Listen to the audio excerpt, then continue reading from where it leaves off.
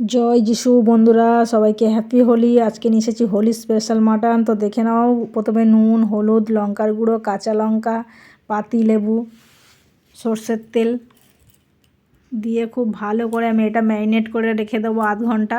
আর আপনাদের যদি ভালো লাগে প্লিজ চ্যানেলটা সাবস্ক্রাইব করে দেবেন।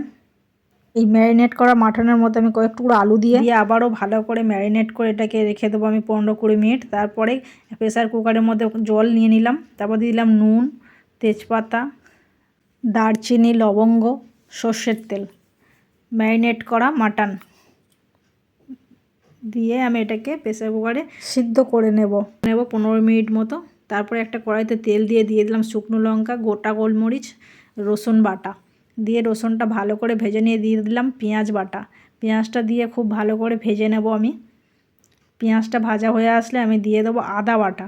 দেখুন, আদা বাটা দিয়ে দেবো। আদাটা দিয়েও খুব ভালো করে কষিয়ে নিয়ে দিয়ে দেবো টমেটো দিয়ে খুব ভালো করে ভাজবো। আর তারপরে একটু নুন দিয়ে দেবো যাতে টমেটোটা তাড়াতাড়ি ভাজা হয়ে যায়।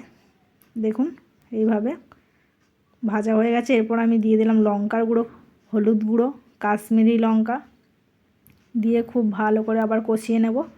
তারপর এদিকে আমি প্রেসার কুকারটা খুলবো। দেখুন মাটনটা আমার 80% সিদ্ধ হয়ে গেছে। মাটনগুলো তুলে নিলাম প্রেসার কুকার থেকে, আলুগুলোও তুলে নিয়ে নেবো। মাটন আর আলুটা আলাদা আলাদা করে তুলে নেব। দেখুন এইভাবে রেখে দিয়েছি। এরপর এই মশলার মধ্যে আমি দিয়ে দেবো প্রথমে মাটন।